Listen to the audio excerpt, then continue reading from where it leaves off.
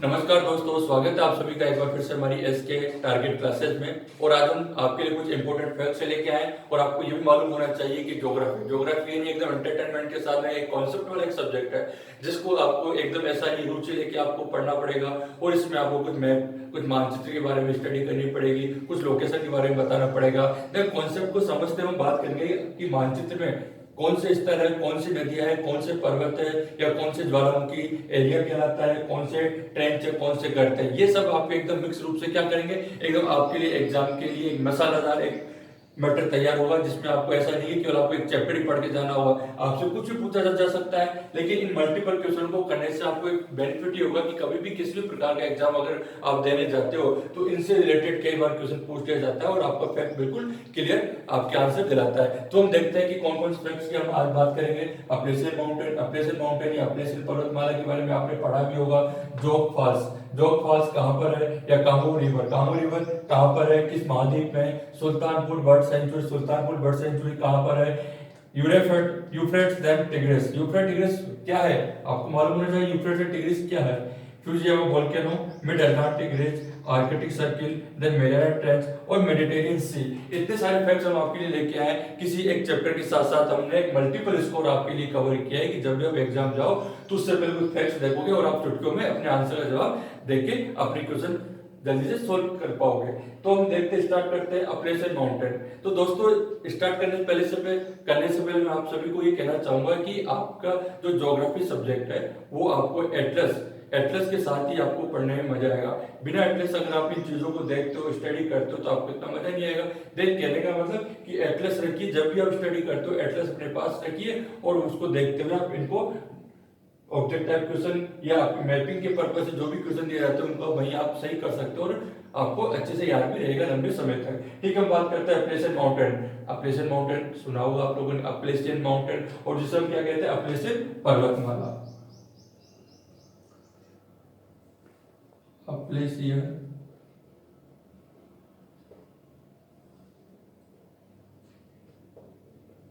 पर्वतमाला। देखिए दोस्तों, सीधा सा फैक्ट है, अपलेशियन पर्वतमाला किस देश में है या किस महाद्वीप में है। अगर हम बात करें महाद्वीप तो आंसर क्या रहेगा, उत्तर अमेरिका। और उत्तर अमेरिका में कहां पर, यूएसए, संयुक्त राज्य अमेरिका के पूर्वी भाग में, के पूर्वी भाग में। ये किसके लिए फेमस है, आपकी वर्ल्ड में फेमस है ये आपके कोयला, यानी जो यूएसए का जो 50% कोयला है, कोयले के भंडार इस अपलेशन में ही पाए जाते हैं। और जो अपलेशन पर्वतमाला इसका विस्तार क्या है, इसका विस्तार उत्तर से दक्षिण में स्थित है, उत्तर से दक्षिण में। और ये किस प्रकार की पर्वतमाला, ये वलित पर्वत माला, जिसे क्या कहते हैं, फोल्डेड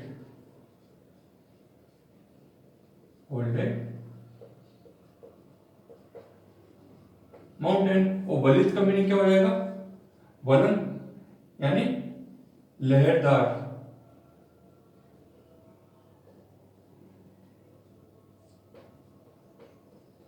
मोड़ पड़ने के कारण कौन सा फोर्स काम करता है गणित में, संपीड़नात्मक।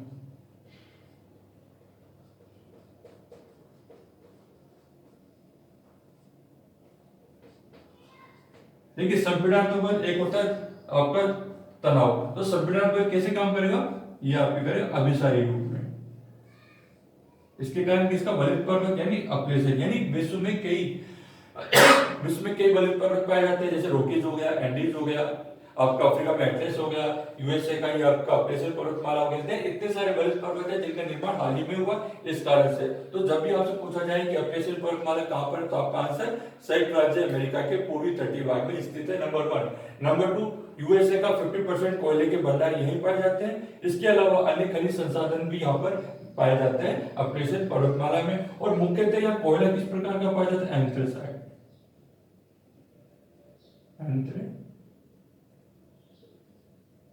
कोयला पाया जाता है। और यदि आप देखोगे, आपने अगर मैप देखा है तो आपको पता होना चाहिए, जो आपका यूएसए है। तो ये जो एरिया है, ये वाला एरिया, ये आपका अप्रेशियन पर्वतमाला कहलाता है। और अप्रेशियन पर्वतमाला यानी इधर आपका कनाडा, आपका कनाडा, और ये आपका संयुक्त राज्य अमेरिका। और इसके पास में कौन सा सागर है, इसके पास में कौन सा सागर है, वेरी इंपॉर्टेंट क्वेश्चन है, कई बार आपसे पूछ लिया जाता है। इसके पास में उत्तरी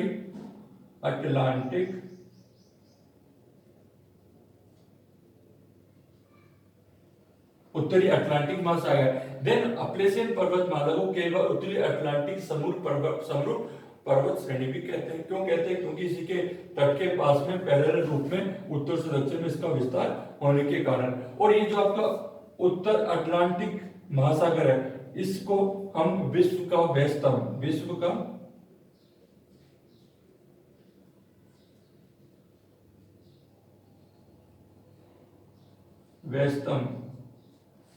जलमार्ग भी कह सकते हैं। विश्व का सबसे व्यस्तम जलमार्ग या सागर भी कह सकते हैं। देखिए दोस्तों, एक क्वेश्चन में आपको कितने सारे आंसर और कितने सारे क्वेश्चन आपके क्लियर हो रहे हैं। अप्रेशियन पर्वतमाला उत्तरी अमेरिका में कहां पे?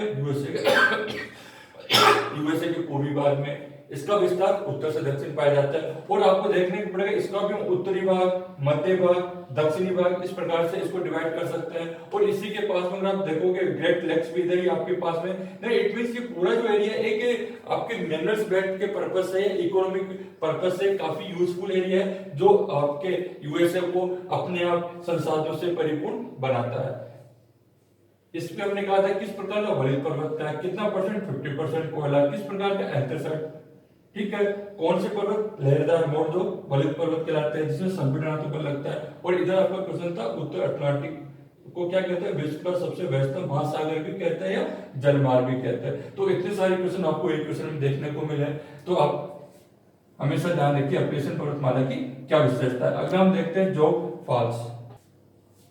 देखिए दोस्तों, अगला आपका जोग फॉल्स जिसको हम कहते हैं जोग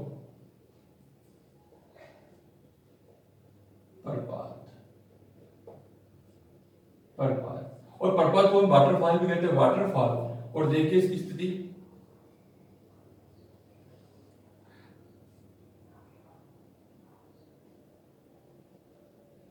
देखिए दोस्तों, जोग फॉल ये आपके कर्नाटक में, कहां पर है? आपके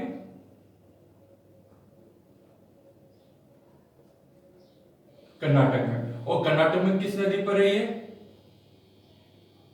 शरावती नदी पर। और इसी जलप्रपात को हम क्या कहते थे? इसी प्रपात को हम जयसेपा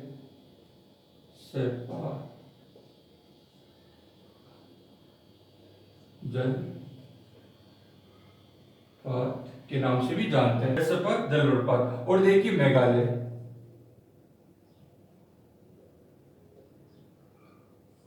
का नाम आपने देखा होगा। तो मेघालय का नाम क्यों कह रहे हैं? क्योंकि जो आपका जो भारत का सबसे ऊंचा जलप्रपात है वो तो है आपका मेघालय में। और जो भारत का दूसरे नंबर का जो जलप्रपात है, सेकंड नंबर का, सेकंड रैंक है इसकी, जो किस पर है? वो आपके सरस्वती नदी पर स्थित है। और इस जलप्रपात की ऊंचाई कितनी? जलप्रपात की ऊंचाई 253 मीटर, 253 मीटर की ऊंचाई पर स्थित है। और ये जो प्रपात होते हैं, प्रपात क्या होता है कि जल का जब ऊंचे स्थान से नीचे की ओर गिरना होता है, उसे हम प्रपात कहते हैं। उसी प्रकार से एक प्रपात आपके कर्नाटक में सरस्वती नदी के ऊपर बना हुआ है, जिसको हम कहते हैं जोग फॉल्स भी कहते हैं। कई बार हम गरसप्पा के नाम से भी जानते हैं, और इसको कई बार जयसप्पा के नाम से भी जानते हैं। तो आपको कंफ्यूज नहीं होना, आपको सही आंसर क्या बताना है? आपको कर्नाटक में बताना है। ठीक है दोस्तों, आपको याद रहेगा कर्नाटक में कहां पर स्थित है। अगला हम देखते हैं कांगू रिवर। अगला है आपका कांगू रिवर। तो कांगू रिवर के बारे में आपको पता होना चाहिए। कांगू रिवर, देखिए कांगू रिवर, ये कांगू रिवर आपकी कांगू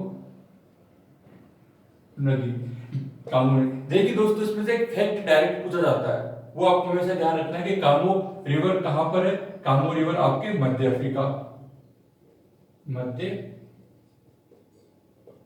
अफ्रीका के पश्चिम से पूरब की ओर। और जो कांगो नदी है ये क्या है, ये अफ्रीका की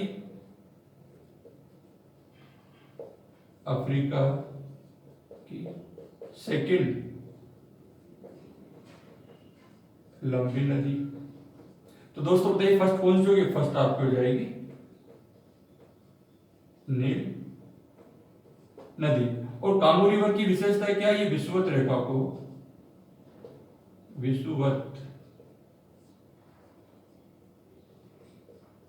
को दो बार काटती है। विषुवत रेखा जिसे हम क्या कहते हैं, भूमध्य रेखा भी कहते हैं या 0 डिग्री की लाइन भी कहते हैं। तो आपको ध्यान रखना 0 डिग्री विषुवत रेखा या भूमध्य रेखा को दो बार कौन सी नदी काटती है, कांगो नदी काटती है। और ये क्या, माली,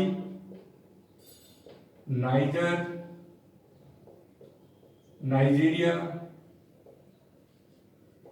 से होकर गुजरती है। तो फैक्ट सीधा सा, कांगो नदी मध्य अफ्रीका में क्या है, अफ्रीका की सेकंड लंबी नदी, फर्स्ट नील नदी है, विषुवत रेखा को दो बार काटती है, जिससे हम क्या कहते हैं विषुवत रेखा, भूमध्य रेखा। तो आपसे पूछा जाता है कि ऐसी कौन सी नदी है अफ्रीका की, ऐसी कौन सी नदी है जो विषुवत रेखा को दो बार काटती है। तो आपका आंसर क्या है, ये आपका सही आंसर है। और नील नदी ये क्या है, ये आपकी विश्व की सबसे लंबी नदी है, विश्व की सबसे लंबी नदी है। तो ये सब आपको ध्यान रखना चाहिए कि कौन सी नदी किस लिए फेमस है। अगला हम देखते हैं सुल्तान बर्ड सेंचुरी, सुल्तान पक्षी अभ्यारण्य। तो सुल्तान पक्षी अभ्यारण्य को सीधा सा देख सकते हैं, हरियाणा में, ये हरियाणा गुरुग्राम हरियाणा में। और इसको सलीम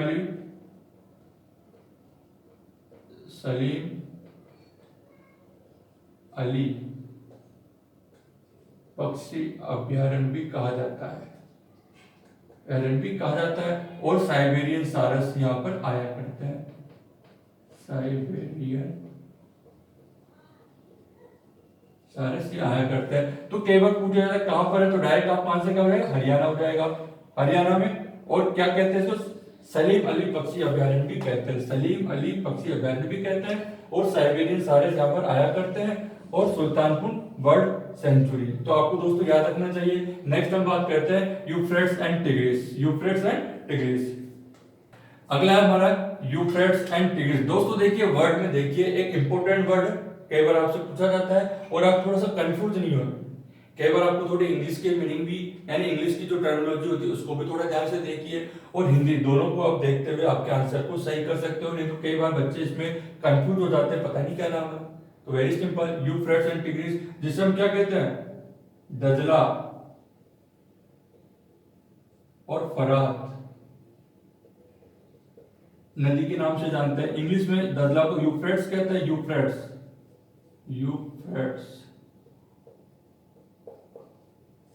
टिग्रिस को टिग्रिस। तो इसमें कभी कंफ्यूज नहीं होना कि दजला और फरात क्या है, यूफ्रेट्स या टिग्रिस नदी है। ये क्या है, ये एशिया की नदी है।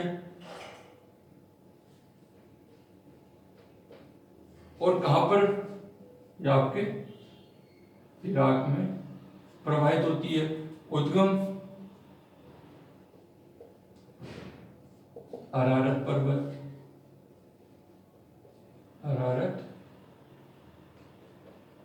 से नीचे, निकास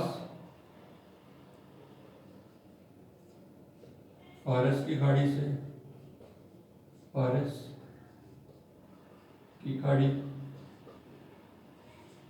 विश्व की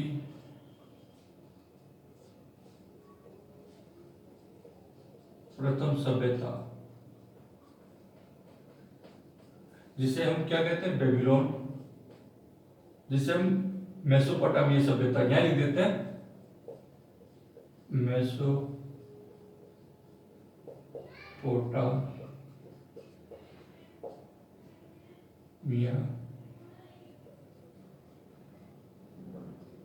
सभ्यता का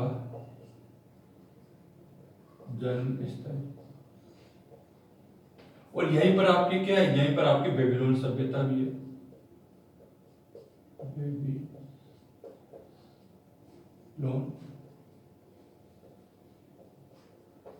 सभ्यता भी। देखिए दोस्तों, मानव का जीवन और मानव की उत्पत्ति की बात करें तो मानव ने प्रकृति में सबसे पहले कहां पर रहना अपने आप को अच्छा समझा, जहां पर जल की प्राप्ति बड़ी आसानी से हो जाती थी। और जब जल की प्राप्ति हो जाती थी वहां पर क्या मानव सभ्यता का विकास होने लगा। आपको पता है सिंधु घाटी सभ्यता, मोहनजोदड़ो सभ्यता, ये आपके दजला फरात, ये सब सभ्यताएं क्या है, ये सभ्यता एक मानव के रूप में, मानव समूह के रूप में अपने आप को एक सभ्यता के रूप में उजागर किया। और जहाँ पर आपके जलीय एरिया थे, जलीय क्षेत्र थे, जहाँ पर आपकी नदियां थी, उन्हीं के आसपास इन सभ्यताओं को जन्मस्थल माना गया। उसी प्रकार से दजला और फरात भी एशिया की सबसे प्राचीन सभ्यता कहलाती है, जो कहां पर है, वो आपके इराक में स्थित है। और इराक में कौन सी नदी है, दजला और फरात नदियों के पास में स्थित है। और दजला और फरात नदियां जो जहां पर आपस में मिलती है उस स्थल को क्या कहते हैं, सत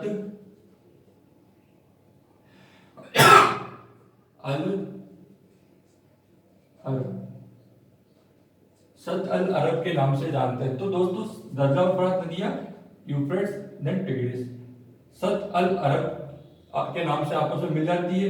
कहां पर, इराक में मिलती है आपको नदियां। उद्गम अरारत पर्वत से, निकास यानी कहां पर इसका अंत होता है, फारस की खाड़ी में होता है, विश्व की प्रथम सभ्यता भी कहते हैं। और इससे हम कई बार पूछा गया है कि मेसोपोटामिया सभ्यता किस नदी पर है, कौन से देश में, तो सही आंसर मेसोपोटामिया सभ्यता इराक की सभ्यता है। किस नदी पर, दजला और फरात नदियों के पास, दजला और फरात नदियों के मध्य में स्थित है। और जहां पर एक बेबीलोन सभ्यता का भी विकास हुआ। देन मैं मान के चलता हूँ ये क्वेश्चन आता है तो आप कभी इससे गलत नहीं करोगे और केवल पूछ लिया जाता है ये सामान्य क्वेश्चन के रूप में। नेक्स्ट हम बात करते हैं फ्यूजियामा वोल्केनो। फ्यूजियामा ज्वालामुखी कहां पर स्थित है, तो देखिए फ्यूजियामा ज्वालामुखी कहां पर स्थित है। अगला है आपका फ्यूजियामा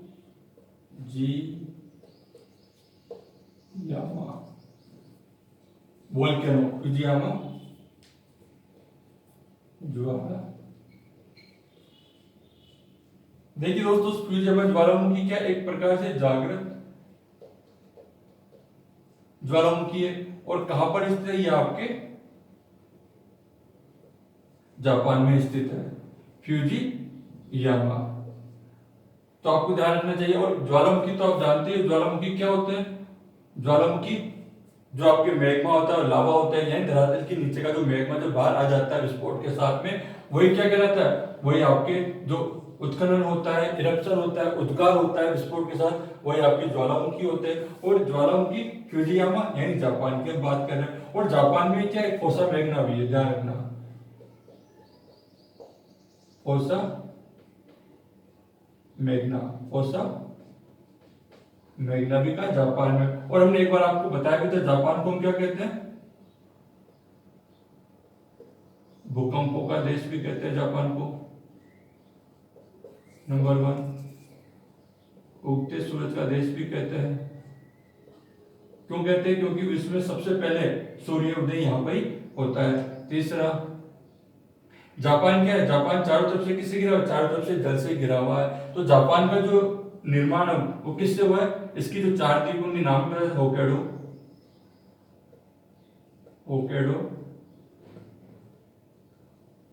होन्शु,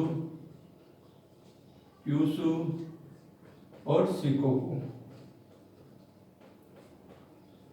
यानी ये 4 जो आइलैंड है इनसे मिलकर आपके जापान में निर्माण हुआ है। क्वेश्चन हमारा था फ्यूजियामा ज्वालामुखी कहां पर है, वो आपका आंसर है जापान में। क्या एक जागृत ज्वालामुखी अवस्था में है।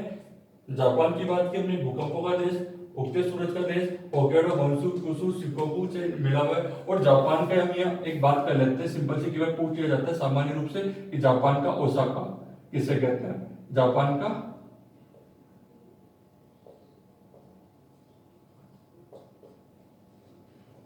ओसाका, जापान का ओसाका किसके लिए फेमस है? सूती वस्त्र के लिए, सूती वस्त्र के लिए। तो आपको ध्यान रखना चाहिए कि इतने सारे क्वेश्चन, किसी क्वेश्चन को हम करते हैं इतने सारे क्वेश्चन बन जाते हैं। अगला हम बात करें mid Atlantic ridge, mid Atlantic ridge, mid Atlantic ridge, mid Atlantic ridge, मध्य अटलांटिक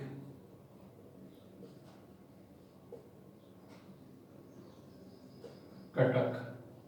देखिए दोस्तों, मध्य अटलांटिक कटक, और आपने मध्य अटलांटिक कटक की हम बात करें तो मध्य अटलांटिक कटक, तो अटलांटिक तो क्या एक सागर या महासागर की बात करें, महासागर, यानी बात किसकी होगी? रिज की होगी। रिज कहाँ पाए जाएंगे? कटक कहाँ पाए जाएंगे? महासागर में पाए जाते हैं। तो महासागर में जो उच्चावच होते हैं उनमें एक भाग होता है कटक भी होता है, जैसे महासागरीय उच्चावच, महासागरीय तट होता है, मग्न तट होते हैं, महासागरीय मैदान होते हैं, और महासागरीय तटीय कटक होते हैं जो आपके सी फ्लोर लेवल पे पाए जाते हैं महासागरों में। अब हम बात करें कि मिड अटलांटिक रिज है क्या चीज, तो आपको पता होना चाहिए इस एस आकार में जो फैला हुआ है, यानी इधर आपका नॉर्थ अमेरिका, इधर आपका यूरोप, इधर आपका साउथ अमेरिका, और इधर आपका अफ्रीका। तो इन दोनों, इन चारों महाद्वीपों में अगर आप देखोगे तो इस प्रकार से एस आकार में जो आपका इस महासागर का जो निर्माण हो रहा है, तो बीच की जो ये लाइन है इसी को हम क्या कह देते हैं? इसको मध्य महासागरीय रिज कह देते हैं, और रिज कह देते हैं। तो यहाँ पे क्या है? यहाँ पे आप देखोगे इस रिज के पास में अपसारी प्लेट पाई जाती है, यानी कि एक भाग इधर और एक भाग इधर, यानी डाइवर्ट होता है। अपसारी यानी डाइवर्ट होना।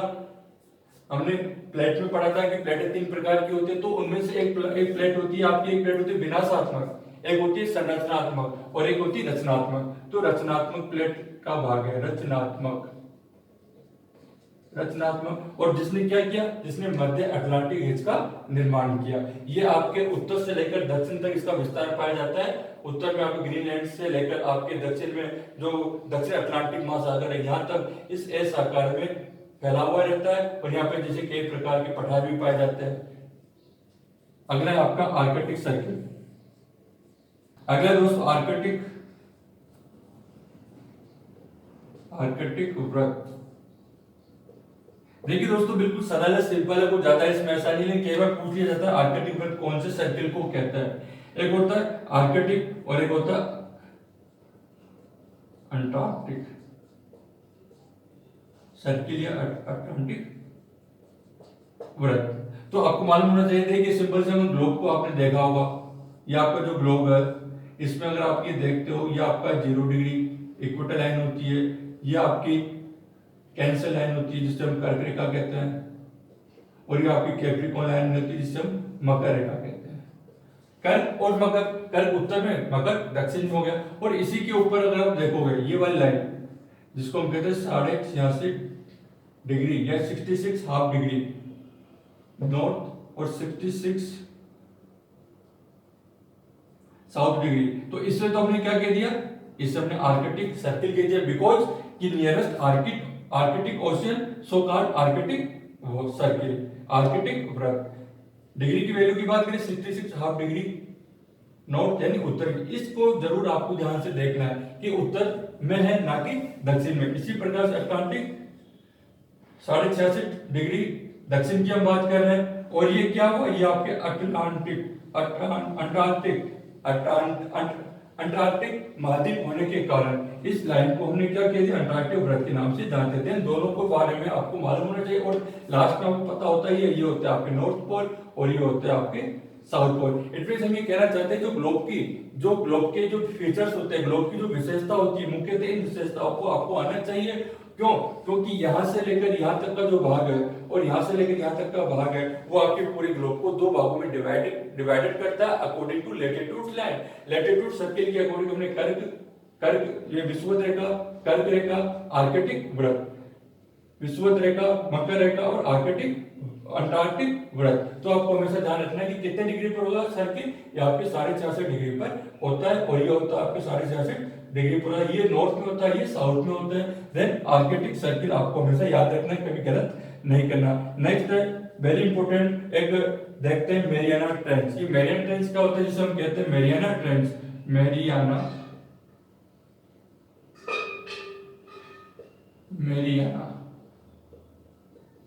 गर्त, मेरियाना ट्रेंच या मेरियाना गर्त। और ये कितना गहराई पर है, ये मीटर इतनी गहराई पर स्थित है। और ये कहां पर है, आपके फिलीपींस के पास, फिलीपींस के पास स्थित है। और किसका भाग है, ये आपके प्रशांत महासागर में, प्रशांत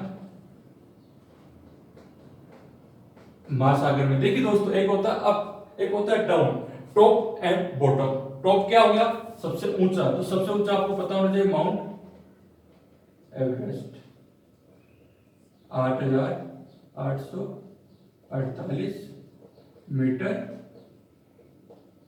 नेपाल में। यानी कि विश्व की सबसे ऊंची चोटी की हम बात करें तो माउंट एवरेस्ट 8,848 नेपाल में। और विश्व के सबसे नीचे स्थान की बात करें वो है आपका मेरियाना ट्रेंच। मेरियाना ट्रेंच कहां पर है, आपके प्रशांत महासागर में। कितनी गहराई पर है, -11022 मीटर। और आपको याद रखने के लिए सिंपल सी बात है, 11 के बीच में 0 और 22, 1122 या 11 को 2 बार बोलोगे तो 22 मीटर हो जाएगा। तो इसमें तो कंफ्यूज वाली बात है ही नहीं। फिलीपींस प्रशांत महासागर में, तो फिलीपींस एक आपका एक आइलैंड है, और उसी के पास में थोड़ा सा आगे चलने पर मेरियाना गर्त है। तो नेक्स्ट हम देखते हैं मेडिटेरियन सी।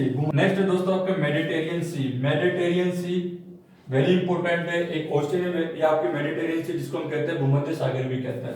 मेडिटेरियन सी को हम क्या कहते हैं, भूमध्य सागर, भूमध्य सागर। और इसका दूसरा नाम क्या है, इसको हम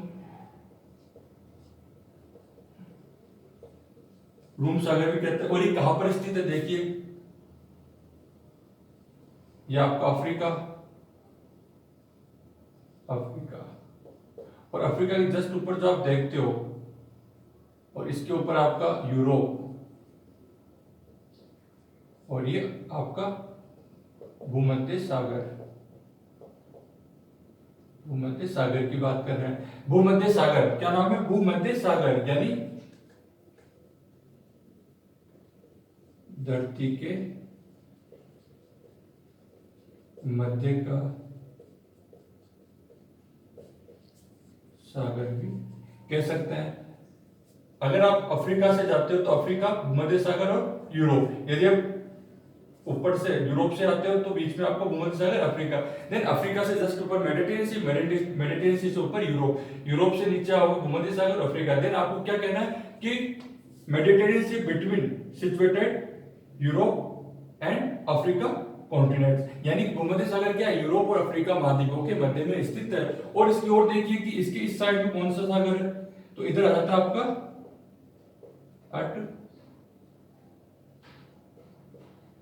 अटलांटिक, अटलांटिक महासागर आ जाता है, उत्तरी अटलांटिक महासागर आ जाता है। तो अटलांटिक महासागर आ जाता है, तो यहाँ पे एक यूरोप का भाग और एक आपका अफ्रीका का भाग। तो आपको मालूम होना चाहिए यहाँ पे एक जल संधि पाई जाती है। क्या पाई जाती है, जल संधि। उसका क्या नाम है, जिब्राल्टर, जिब्राल्टर। तो जिब्राल्टर जल संधि पाई जाती है, और जिब्राल्टर जल संधि के द्वारा ही आप भूमध्य सागर की तरफ जाते हो। तो यहाँ पर यूरोप का एक और अफ्रीका का एक, तो यूरोप का क्या हो गया, इधर तो हो जाता है आपका मोरक्को,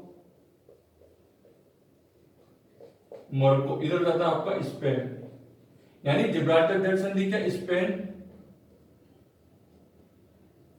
और मोरक्को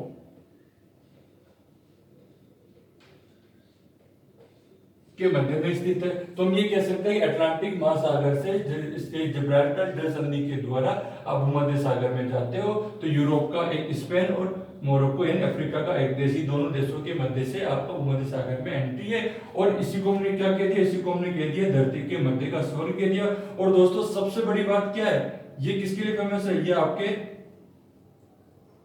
रसदार फलों की राजधानी भी कह सकते हैं भूमध्य सागर को, राजधानी। और मुख्यतः कौन कौन से, जैसे आपके नींबू, संतरा, अंगूर,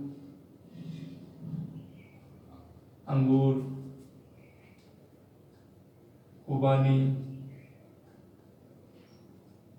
आदि फ्रूट्स यहाँ पे काफी रसदार फ्रूट, विटामिन सी काफी ज्यादा पाया जाता है, काफी रसदार फ्रूट पाया जाता है। और आपको एक चीज ये भी मालूम होना चाहिए कि अंगूर, तो अंगूर से एक नाम याद आता है विटिकल्चर, कई बार पूछा जाता है विटिकल्चर,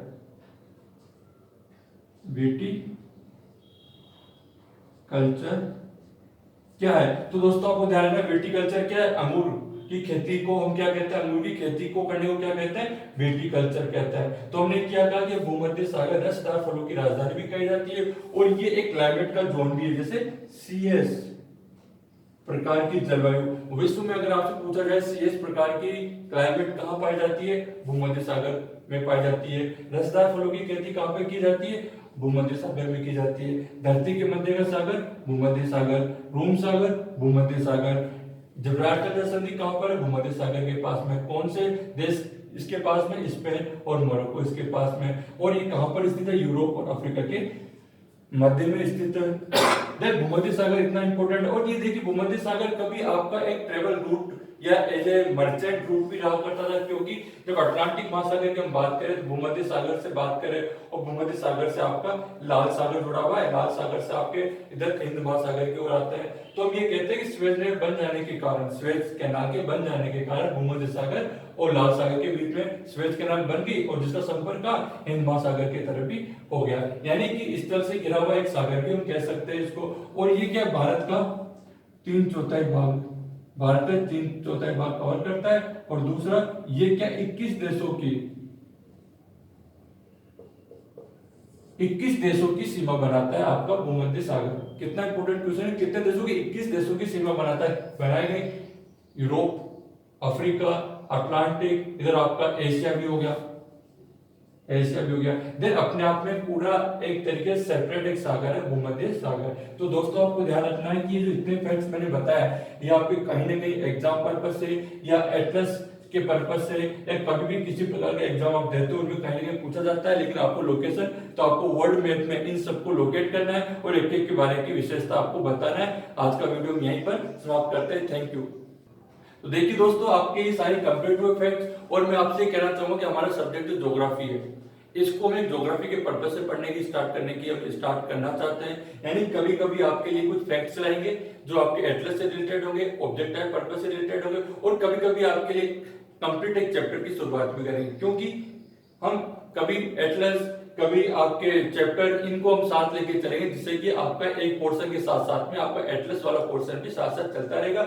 और क्यों हम बात करें एटलस की बारे में, क्योंकि जो पूरी आपकी जो वर्ल्ड ज्योग्राफी है, उसको अगर आप एक टाइम में आप पढ़ना चाहते हो, तो एक टाइम में पढ़ने से बेटर कि आप थोड़ा इसको थोड़ा थोड़ा करके अगर आप पढ़ोगे, अगर खाना थोड़ा थोड़ा क्वांटिटी मात्रा में खाया जाता है तो डाइजेस्ट अच्छा होता है और बड़े आसानी से खा सकते हो।